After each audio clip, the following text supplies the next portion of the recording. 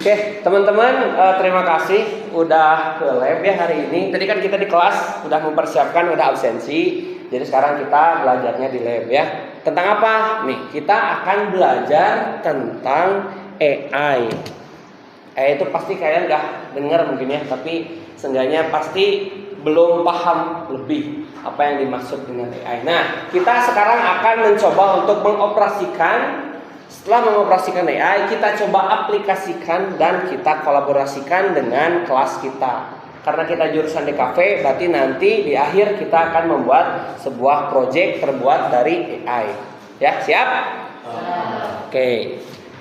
Nah, yang pertama, ada tujuannya. Tujuan pelatihan ini apa? Yang pertama, kita harus paham bagaimana cara menggunakan KA atau AI. Yang kedua, nanti kalian juga akan menentukan AI yang mana yang akan kalian gunakan.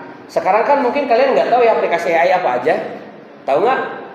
Nggak tahu. Ya udah, nanti kita hadapi lah, kita belajari. Nah, terus kalian harus bisa menghasilkan sebuah konten atau hasil dari pengolahan AI tersebut. Nah, yang nantinya kalian juga harus memilih model apa aja yang memang harus kalian gunakan dalam proses pembelajaran ini. Oke. Nah, di sini ada materi yang akan kita bahas sekarang. Yang pertama ada definisi, terus kalian harus bisa memahami, mengoperasikan dan hal-hal yang lainnya. Bisa dibaca ya sama kalian. Pak, AI itu buat apa sih? Pak, kegunaannya di dunia ini apa sih AI itu? Ya, apakah kita bisa menggunakan AI sehingga bisa menghasilkan cuan? Bisa ya. Oke, yang pertama kalian boleh dicatat ya di handphone kalian. Di handphone kalian ada catatan kan? Oke, zaman sekarang ya kalian harus coba gunakan catatan yang ada di handphone kalian. Ketimbang menulis, biasanya kalian lebih sering main handphone kan? Nah, itu teknologi ya kita pakai. Oke, buka aja catatan semuanya di handphone. Oke, yang pertama kita akan belajar tentang apa itu kecerdasan artifisial atau KA. Nah, ini di sini ada beberapa definisi ya dari beberapa orang-orang yang emang awalan atau menemukan sebuah AI. Yang pertama John McCartney, Bapak AI sebutannya juga guys. AI adalah ilmu dan rekayasa untuk membuat mesin cerdas, terutama program komputer cerdas. Nah, di depan kalian ada apa ini? Ada komputer, yang dimana komputer ini juga sama ya, mempunyai sebuah rekayasa ilmu agar manusia bisa menggunakannya. Terus yang kedua ada lagi ini dari pakar AI dan penulis buku. AI adalah studi tentang bagaimana membuat komputer melakukan hal-hal yang saat ini dapat dilakukan lebih baik oleh manusia. Nah, berarti AI ini harus bisa membantu kita sebagai manusia untuk mempermudah kerja-kerja kita sebagai manusia. Paham ya? Jadi AI itu buat apa sih dibuat gitu ya? Ya jelas untuk membantu kita sebagai manusia untuk menyelesaikan masalahnya. Nah, definisinya seperti ini ya. Sistem yang memungkinkan komputer belajar dari data, mengenal pola, serta membuat prediksi atau keputusan sendiri. Nah, konsep dasarnya tuh seperti ini. AI adalah sebuah ruang buat kalian, yang dimana ruang ini masih kosong. Ya, ruangannya bayangin ruangannya kosong. Nah, dimana nanti ruangan ini kalian kasih data. Datanya untuk apa? Untuk membuat sebuah AI ini bekerja dan bergerak sesuai apa yang kita inginkan. Nah, pemahamannya seperti itu. Kebayang kan? Jadi intinya si AI ini adalah sebuah robot manusia, atau ya intinya bisa berbentuk manusia gitu kan. Tapi dia tidak punya pemikiran apapun, masih kosong. Nyai cek kasar nama, saya siapa misalnya gitu. Saya mau diapain gitu. Nah, kita sebagai manusia bisa memasukkan data-data tersebut kepada AI tersebut, sehingga AI-nya bisa membantu kita sebagai manusia. Ya, paham ya sampai situ? Nah, datanya apa aja? Di sini bisa mengenal pola boleh, membuat prediksi boleh, keputusan sendiri boleh, banyak ya. Nah, KA juga punya karakteristiknya.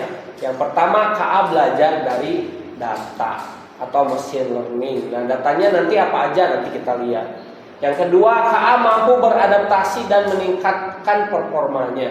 Nah, jadi si KA juga nanti bisa kita upgrade ya, agar lebih baik dan lebih baik lagi. Yang ketiga, KA bekerja berdasarkan algoritma dan model prediktif. Nah, yang nantinya kita juga bisa membuat sebuah struktur data yang dimana si AI ini bisa membantu kita. Dan yang keempat, KA mampu mengenali pola dan membuat keputusan secara otomatis.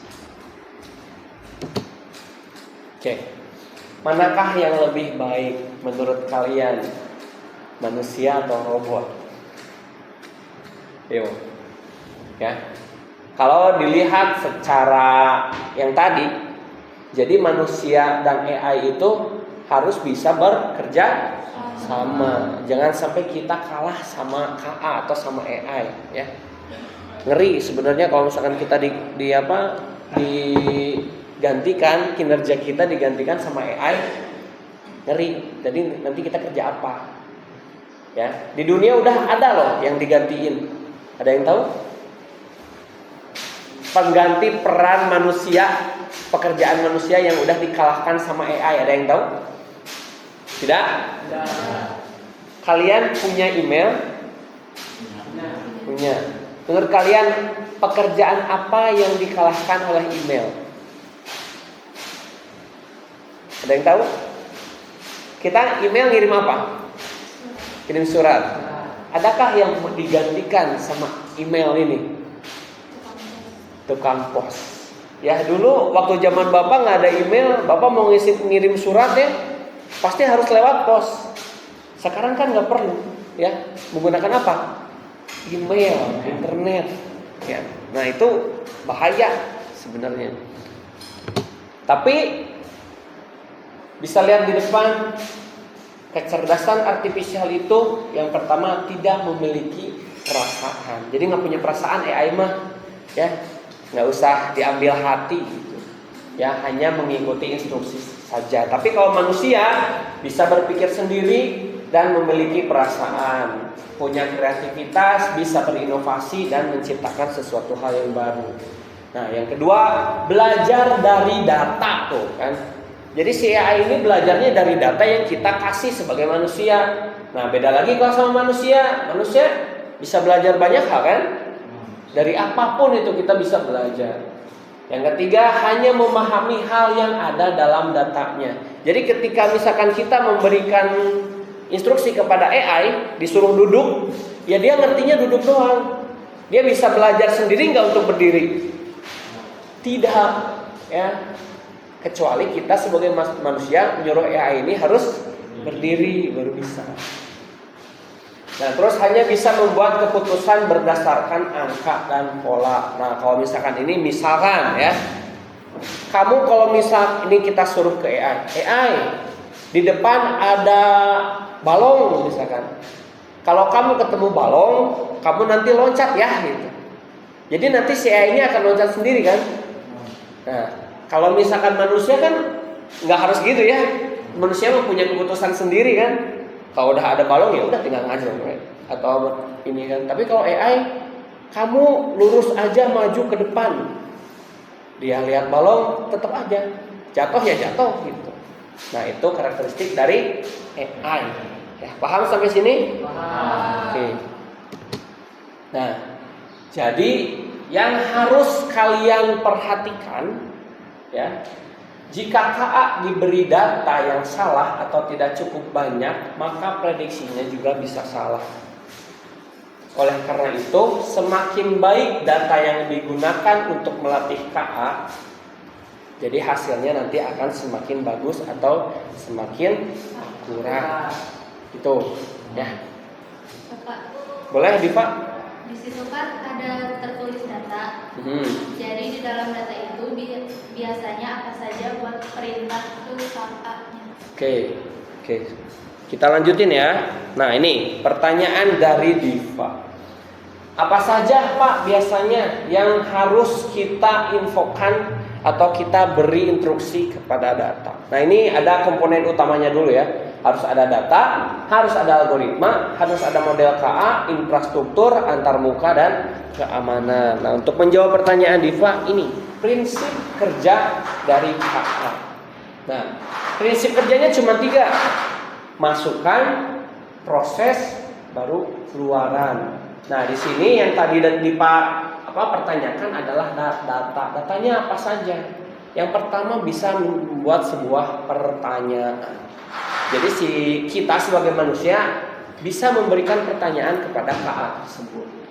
Terus perintah suara, ya. Bisa juga AI mendengarkan perintah suara kita. Dalam bentuk teks bisa, dalam bentuk gambar pun bisa. Nanti setelah datanya dikumpulkan baru diproses oleh algoritma KA-nya. Yang akhirnya apapun data yang kita inginkan, apapun data yang kita masukkan, nanti hasilnya menjadi sebuah keputusan KA, hasil karya seni, prediksi, dan sebuah saran. Jadi di AI itu misalkan kayak gini. Malam minggu saya mau pacaran nih. Kita ngasih pertanyaan ya ke AI. Terus kita kasih perintah suara. Bagusnya kita pakai baju apa ya? Nah, nanti hasilnya pasti apa? Si AI pasti akan memberikan saran. Nih kamu bagusnya bajunya ini, celananya ini, pakai parfumnya ini, dan lain-lain hal. Nah, itu cara kerja AI. Seperti itu. Jadi tergantung bagaimana masukan yang kita kirim. Ya. Nah, kalau ini evolusinya aja, ya.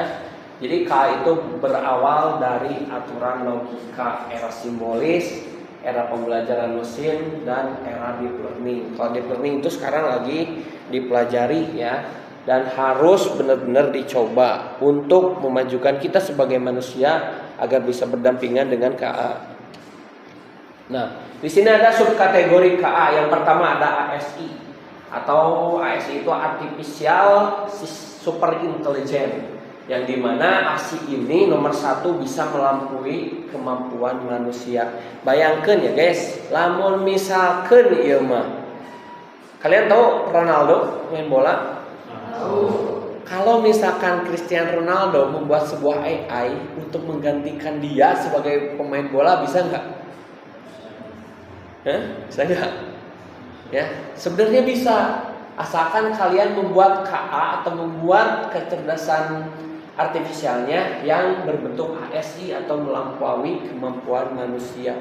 Berarti itu biasanya harus bikin robot, ya, harus bikin jaringan otaknya sehingga robot ini bisa menjadi pengganti Cristiano Ronaldo. Itu bisa. Terus yang kedua ada AGI, setara dengan kemampuan manusia atau Artificial General Intelligence. Dan yang terakhir ada ANI atau Artificial Narrow Intelligence. Nah, kita di dunia untuk yang sekarang itu masih dalam tahap ANI, ya. Tapi kalau di Jepang udah ada loh, AGI, ASI udah ada, ya. Kayak mobil listrik. Kalian pernah lihat mobil listrik maju sendiri tanpa ada drivernya? Kalian coba cek ya. Di Jepang mah kayak gitu sekarang, taksi udah nggak usah pakai driver taksi guys, ya, tinggal ke AI aja sekarang mah. Itu ASI ya, berarti super intelligent. Nah, ini hanya sekedar teorinya saja dan fungsinya. Nah, di sini ada kategori perangkat KA dan contoh aplikasinya. Yang pertama ada asisten KA. Jadi AI itu bisa dibuatkan atau bisa dibuat untuk kita menjadi asistennya. Yang pertama itu ada ChatGPT. Nanti kita belajar ChatGPT ya. Yang kedua, AI juga bisa membantu kita untuk membuat produksi film. Yang ketiga, untuk nulis rapor. Terus dan lainnya, kalian bisa lihat di depannya. Nah, kita nanti akan coba belajar yang asisten KA dan yang membuat gambar ya sesuai dengan jurusan kita. Nah, pengoperasiannya sama kayak tadi, intinya 4. Harus ada input data, nanti ada pemrosesan datanya, terus kalian nanti dilihat model-model yang hasilnya itu seperti apa. Kalau misalkan masih kurang oke menurut kita gambarnya atau tulisannya, bisa kita ganti lagi, repeat lagi, sehingga nanti hasilnya bisa lebih bagus sesuai dengan keinginan kita. Nah, nanti juga si AI-nya atau si KA-nya bisa kita salahkan ya. Bisa kita bilang kamu gambarnya jelek, bikin yang lain yang lebih bagus, yang aku pengenkan gambarnya itu lebih dan lain-lain. Itu nanti kita bahas lah. Intinya jangan selalu berpikiran bahwa AI itu selalu benar ya. Nah, ini di sini ada beberapa aplikasi KA dalam berbagai bidang. Yang pertama ada ekonomi dan bisnis. Biasanya itu untuk proses analisis pasar, rekomendasi produk. Kayak kalau misalkan di Shopee, kalian misalkan nyari kaos kaki, tiba-tiba biasanya di Shopee langsung ada di pang atasnya ya, rekomendasi produk buat kamu itu apa. Nah, itu biasanya yang kerjanya bukan manusia ya, tapi apa? KA atau AI. Yang kedua pemerintahan. Dalam pemerintahan juga sama ya, harus ada smart city, e-government, chatbot layanan publik. Nah, biasanya kalau misalnya kalian chat ke dinas industri-industri pemerintahan gitu, biasanya ngejawabnya bukan manusia lagi, sama AI. Misalkan, "Halo Min," klik ada nampil chat, "Halo, ada yang bisa dibantu." Itu bukan manusia ya, tapi AI yang ngejawabnya. Nah, dalam pendidikan juga sama. Bisa belajar atau bisa kita pelajari kebudayaan dan lain-lain juga sama ya. Nah, dalam kesehatan pun sama. Kalian kan kalau sakit ke dokter ya, bayangin kalau ada AI berbentuk robot, terus kamu tinggal gini doang. Coba tempelkan tangannya di sini, tempelin, terus nanti si AI-nya ngingkur. Lihat sidik jari kita, lihat tekanan darah kita. Oh, kamu sakitnya sakit flu, misalkan kayak gitu. Berarti dokter berfungsi lagi nggak? Enggak kan? Dokter kan kerjanya cuma gini doang, gitu kan? Ngecek. Oh, kamu sakit ini, obatnya ini. Nah, kalau AI gimana caranya nanti? Ya tergantung bangsa kita ya, apakah mau bikin atau enggak. Nah, itu contoh yang ada di kesehatan. Di industri manufaktur juga sama ya, ada robot. Intinya mah untuk membuat sebuah program-program aplikasi. Nah, ini profesi-profesi utama di bidang KA. Yang pertama ada data scientist, machine learning engineering, AI, research scientist, sama robotic engineering. AI apa lagi tuh? AI etnik spesial, business intelligence developer, AI arsitek atau AI developer. Nah, kalau misalkan kita di dunia DKV atau di dunia desain, nah ini ada desain kreatif. Jadi si KA ini bisa menghasilkan visualisasi manusia mempercepat proses desain ya. Terus ada lagi penyuntingan tulisan. Nah, kalau misalkan kalian suka bikin buku atau suka nulis cerpen dan lain-lain, si AI ini bisa memperbaiki tulisan kamu ya, grammarnya. Kalau misalkan salah-salah kata, AI bisa kayak gitu. Nanti bolehlah nanti dicoba ya. Nah, ada lagi dalam otomotif ada, dalam tata kecantikan ada, dalam kuliner ada, dalam mitigasi perubahan iklim juga ada. Ya, jadi AI itu sudah ada di berbagai macam kondisi. Nah, ini juga sama ya. Ini tantangan untuk implementasi KA. Nah, tapi tetap kalian kalau misalkan sudah bisa menghasilkan KA yang baik, kalian jangan sampai ketergantungan ya. Misalkan kita belajar AI nih sekarang ya, yang kalian belum tahu apa-apa. Tiba-tiba setelah kita belajar, kamu kepikiran, wah, ya udah ngerjakan tugas PAIK itu terus aku AI. Nggak usah, jangan ya. Jangan sampai ketergantungan. Intinya AI ini untuk proses membantu kita sebagai manusia. Jangan dijadikan alat licik ya untuk kalian sebagai siswa mempelajari atau misalkan belajar atau mengerjakan sesuatu hal, ya udah dibuatin sama AI aja. Jangan gitu, nggak boleh ya. Paham ya? Oke. Nah, kelas masa depan bukan tentang mengganti guru dengan KA, melainkan menguatkan guru dengan KA. Kalau misalkan kalian, kelas masa depan bukan tentang bagaimana kalian cara mengerjakan tugas, tapi bagaimana dengan kedatangan AI bisa membantu kalian untuk mengerjakan sebuah tugas. Paham? Oke. Kita coba belajar prosesnya menggunakan aplikasi yang ada di web. Coba kalian masuk ke kode spasi org spasi ocean. Coba buka ininya Google Chrome-nya.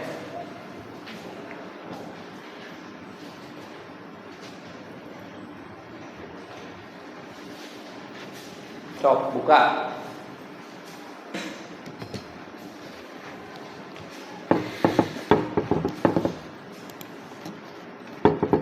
Kalian coba kode spasi org spasi ocean.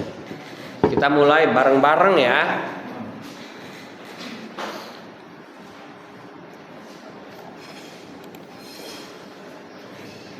Nah, tadi kan Diva nanya nih, Pak, AI harus dikasih data apa aja. Nah, kita contohkan di sini di depan.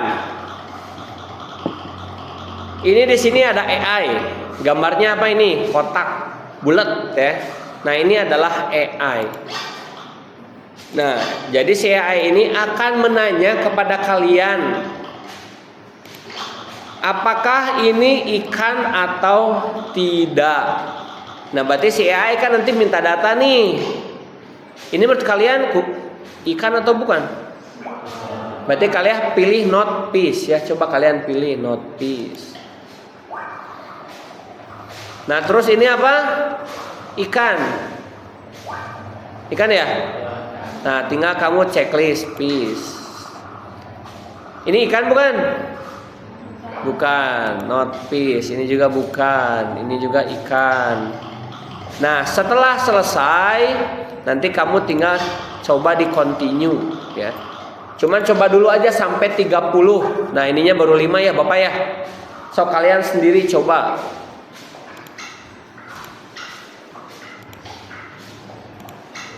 Sampai 30 ya, coba dulu.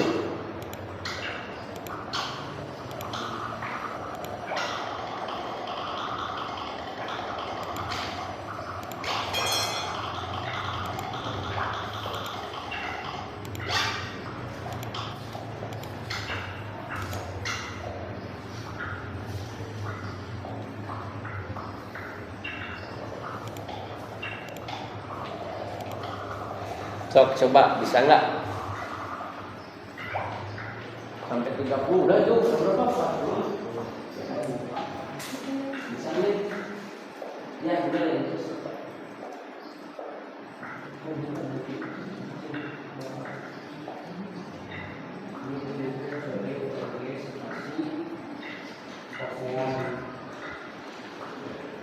Ocean ini semua itu.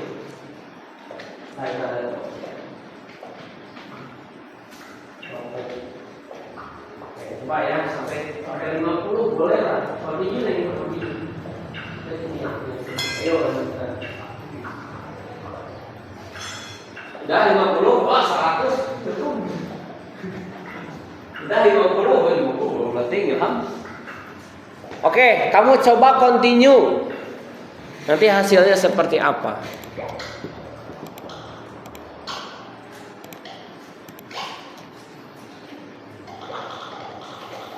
Nah, kita lihat ya cara kerja AI-nya ya.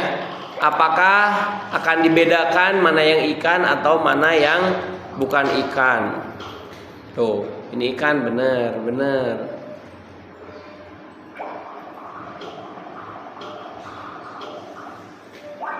Tuh, jadi tuh itu masih ada yang masuk ya. Tuh, masih ada yang masuk karena tadi Bapak inputnya sedikit.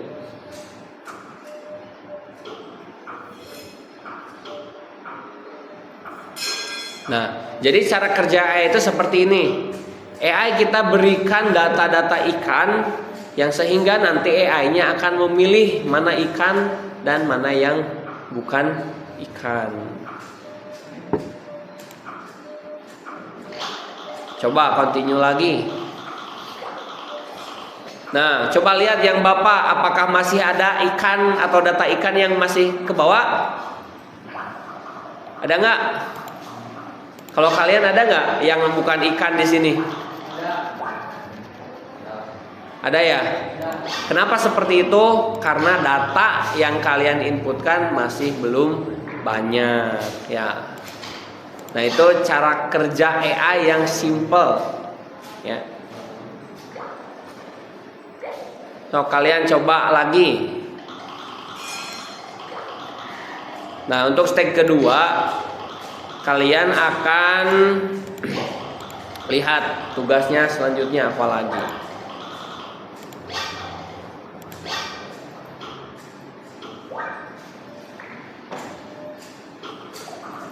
Tuh, ternyata ada binatang atau ada bentuk-bentuk ikan yang belum AI ketahui, guys. Kayak ini nih, bintang. Dia bilang ini bukan ikan. Jadi kita harus mengkelompokkan lagi. Kita belajar lagi, memberikan data kepada AI-nya. Coba continue lagi.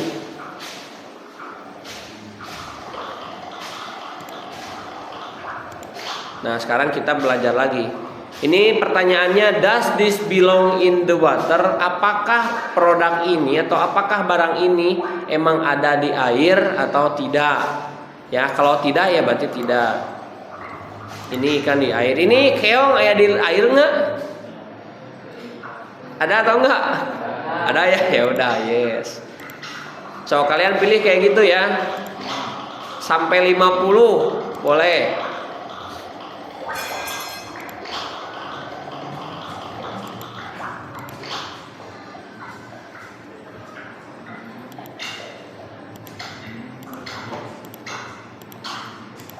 Nah, ini apa ini? Gambar apa nih? Ini apa ini? Rubah ada di air nggak? Tidak, berarti no ya. Sok sampai 50 lah boleh. Nah, jenis-jenis yang lain juga kalian checklist ya. Yang penting yang ada hidup di air aja.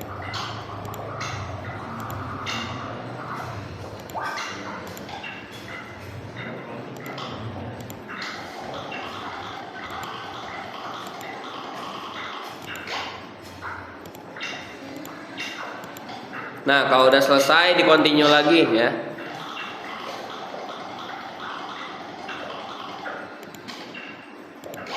Mari kita lihat. Apakah AI kita sudah pintar?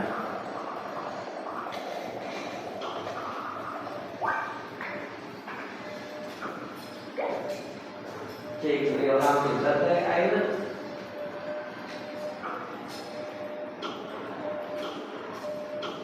Itu apa masuk? Masih ada yang masuk? Berapa tadi? 50 ya itunya ya? Ya berarti harus lebih banyak. Nah, intinya konsepnya seperti itu ya. Sebanyak-banyaknya data yang kita inputkan, pasti nanti si AI-nya akan pintar. Ya. Itu udah masuk kele. Kayak lupa-lupa. Ya. Nah, itu AI. Paham ya cara menggunakan AI? Jadi sebanyak data yang kita masukkan, si AI itu akan semakin pintar. Oke, kita langsung ke inti dari ini ya. Kita bikin project ya. Kalian coba masuk ke Canva AI, boleh. Masuk ke Canva spasi AI. Kamu tinggal klik yang paling atas, terus login ke ini, ke Google kalian ya. Kalau yang udah, tinggal klik try Canva AI.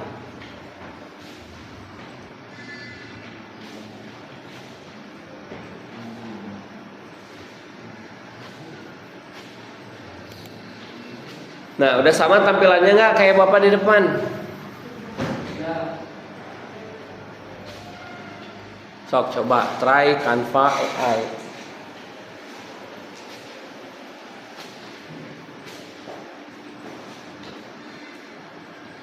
Saya semuanya ya. Oke. Nah, di sini ada menu AI Canva. Sebenarnya Canva AI ini bisa bikin apapun ya. Bisa bikin gambar, bisa bikin draft, bisa bikin tulisan apapun. Tapi kita kan anak-anak DKV ya, berarti kita harus coba membuat sebuah desain yang dimana desain ini membantu meringankan kebutuhan orang lain. Oke, Bapak akan tugaskan kalian coba buat sebuah kata-kata untuk AI, ya. Kamu tinggal bilang ke AI-nya, coba buatkan desain poster 17 Agustus. Tapi saya pengen tambahin lagi ya datanya, jangan hanya segitu doang.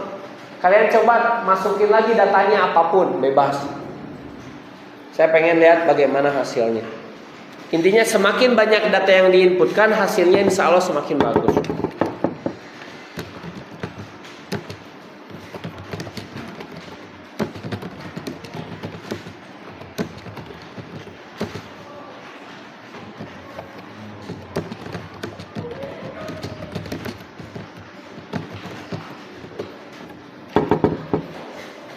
Kalau setelah selesai kamu tinggal klik enter, nanti hasilnya ada tampil.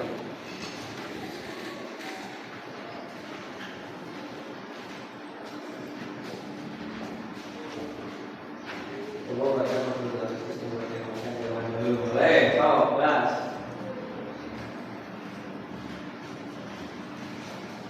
Udah nih, tampil. Tuh kan di rumah seperti Agustus 117. Kata ada Agustus 17 tahun. Kau coba. Sesuai dengan keinginan tidak?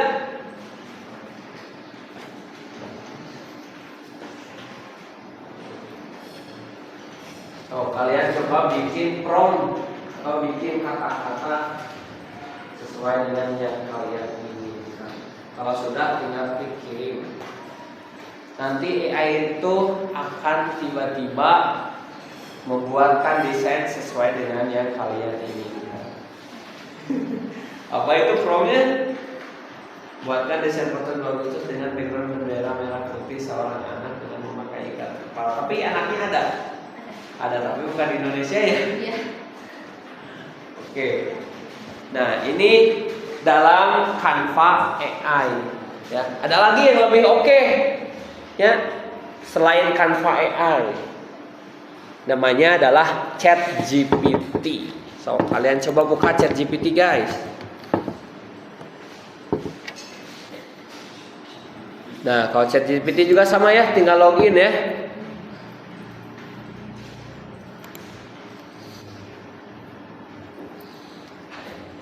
Nah, kalau misalkan Canva AI itu kalian biasanya nggak terlalu signifikan hasilnya ya, nggak terlalu sesuai dengan keinginan kita, kecuali promptnya yang jelas dan banyak. Kalian coba aja nanti. Nah, sekarang kita coba nge-prompt atau prompt itu maksudnya memberikan sebuah data-data yang kita inginkan.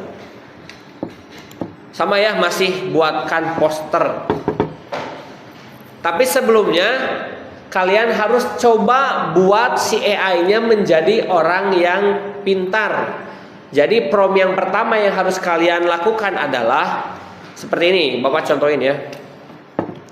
Misal ya, halo ChatGPT gitu, koma. Kamu adalah orang yang jago mendesain poster. Enter. Nah, hasilnya seperti apa? Lihat. Nanti si AI langsung berpikir, siap, kalau soal poster aku bisa bantu dari ide konsep layout, pemilihan warna, tipografi, sampai hasil desain yang siap pakai. Nah, kalau udah gini, berarti si AI-nya udah siap ya untuk bekerja dengan kalian. Sok, coba. Bisa nih.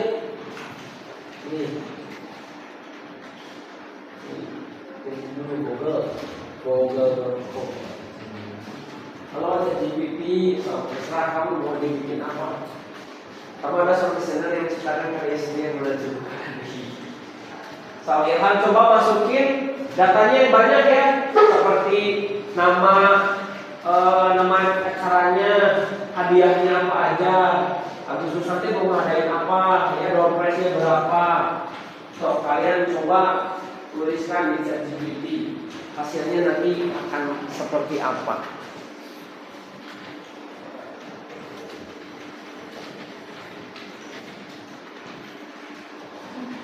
Awas salah kecil. Kalau kecil kemana Desember boleh.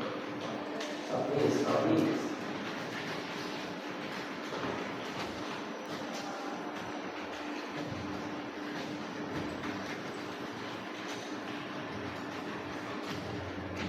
Harus banyak ya datanya ya, jangan hanya buatkan poster tentang 17 Agustus dengan gitu.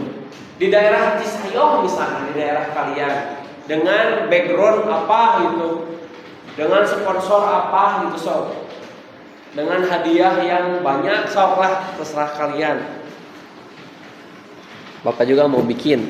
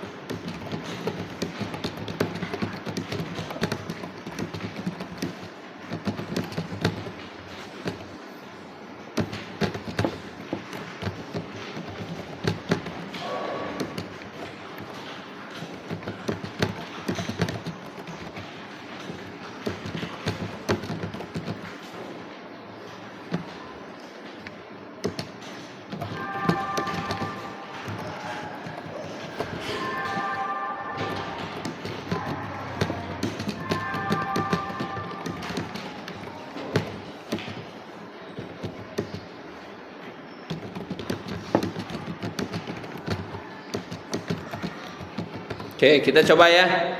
Coba buatkan desain poster acara memperingati Hari Kemerdekaan 17 Agustus dengan menggusung tema perjuangan bangsa tanah air Indonesiaku. Dengan acaranya dihadiri oleh artis papan atas yaitu Gigi Band. Backgroundnya warna merah dan putih. Coba jadikan judul temanya paling besar di atas dan hadiahnya door prize 1 miliar. Mari kita coba. Apakah si ChatGPT bisa melakukan itu buat kita? Biasanya agak lama ya kalau ChatGPT.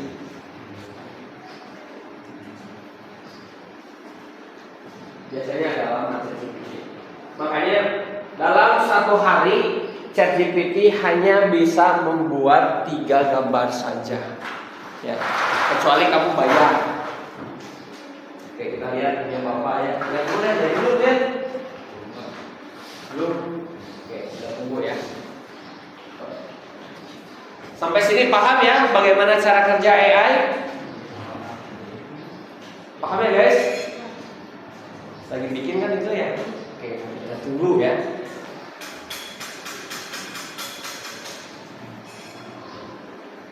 Coba buatkan gambarnya. Buatkan gambarnya. Kalau ada yang selesai coba perlihatkan. Wih, ada nih, udah selesai nih. Sesuaikan dengan ini formnya apa emang formnya coba sebutin. Buatkan saya poster bertema 17 Agustus tamatkan alam sedang Karantina hari tambah akan cocok dan kembangkan negara dan sekarang sedang menerima hadiah dari panitia. Mana ada? Wih, bener kan? Bagus sih, tangan nih. Nah, coba sekarang kalau misalkan itu belum final, kamu coba revisi. Coba isinya revisi aja lah ya, sesuai dengan yang kamu pengen.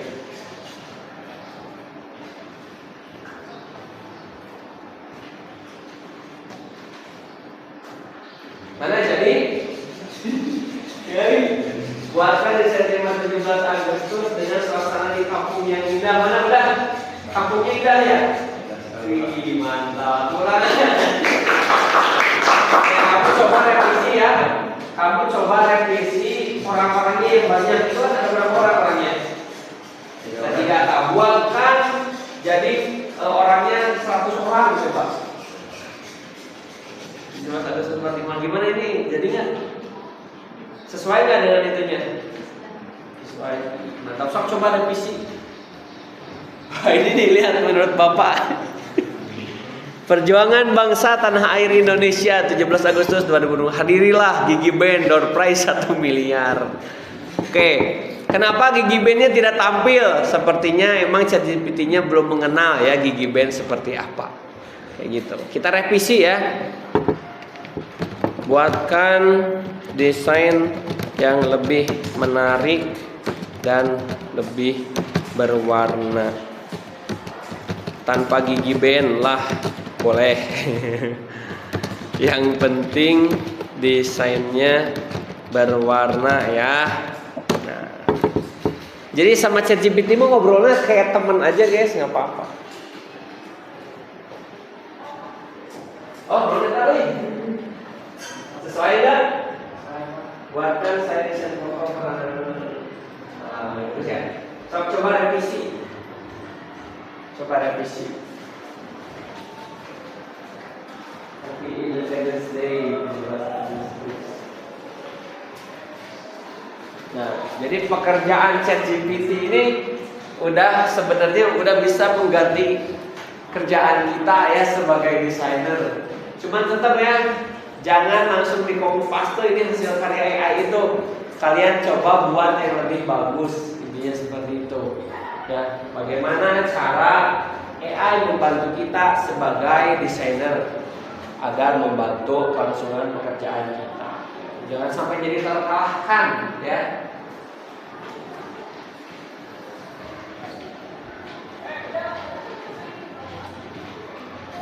Oke, yang lainnya kalian boleh coba lagi. Saya harap kalian nanti filenya disimpan ya. Filenya simpan, promnya simpan, nanti kirim ke email Bapak. Siap? Oke, silakan mengerjakan.